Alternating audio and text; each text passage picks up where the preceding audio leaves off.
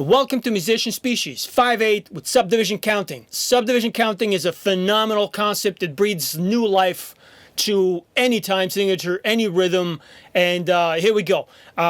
First of all, the subdivision counting is using the first subdivision or even the second subdivision, in this case the first subdivision, to change the way the time signature feels. So because we're in 5/8, the eighth note is the bass pulse. So the first subdivision is going to be 16th note. I'm talking about the first straight subdivisions, no triplets, no tuplets, nothing like that. So the 16th note is what we're going to use for the new way of counting. The first thing you can think about is, okay, if I go into 16ths, I can have 2 bars of 5/16 within one bar of 5/8, and that is true. Of course, playing 5/16 twice the same, let's say in a 3-2-3-2 or 2-3-2-3, actually will result in 2 bars of 5/16. If it's more convenient to see it as a 5/8, that's cool. However, it's reminiscent of 2 bars of 5/16. So we're going to stay away from identical counts back to back. But we can combine them and we can do other things like groups of 4 can be introduced. So it won't be just 5/16, it will be other things. So for example, the first count that we can try is, let's say, 3-4-3. So if this is the 8th note, okay, 1, 2, 3, 4, 5, okay, but inside there's a 16th. So 1 and 2 and 3 and 4 and 5 and that's the speed that we're gonna use. So we go 3-4-3 will be like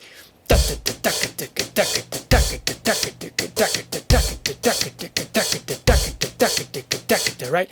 Now for the 3, I'll do 3, then I'll do ta ta ta 16th group, and then ta ta in the end. So it'll be like ta ta ta ta ta ta ta ta ta ta ta, right?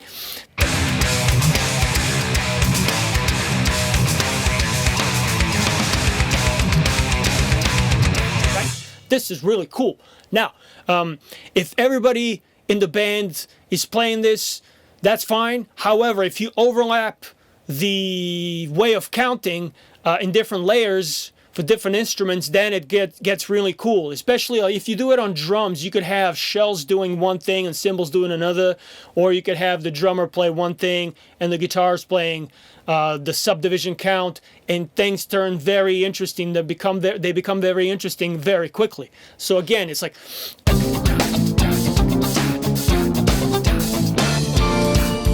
right? And you can hear how different ways of playing, interpreting the same time signature gives you a completely different face to it, a facelift, okay? This is a specific rhythm that I have introduced in there. So you could argue that this is just a rhythm that somebody came up with. However, when you're bound to thinking straight 5 or thinking 3-2 or 2-3 in the 8th note pulse, you tend to write that way. But if you look at the subdivision counting, you come up with a rhythm that is off, away from the traditional way to count the 5/8, and then once that rhythm is played and interpreted differently or interpreted traditionally on top of that rhythm not being traditional things, that's when things get interesting. So, yes, it's open for debate, but it's a really cool concept to use. Now, let's try another one. Let's say we go with 2 opposite counts of 5/16. It will be like 3-2, 2-3. Okay, so it's similar to 3-4-3. However, when I emphasize the 2s, that's where things they change a little bit. So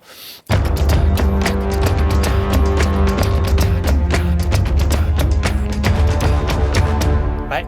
Once again.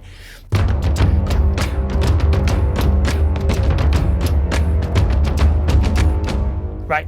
So again, how it's played for the rest of the people in the band is open for interpretation. Okay, now how about we try the opposite, 2-3, 3-2.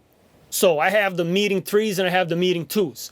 I want to change them, or maybe I'll keep the 2s the same. I'm not sure. But for the first 3, let's say we go ta-ka-ta, and in the second 3 we go ta-ta. So.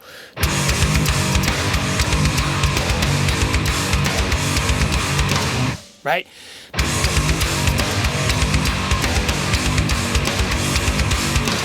Sounds really cool. This could be done heavy on the guitars and the drums can play whatever they would play there.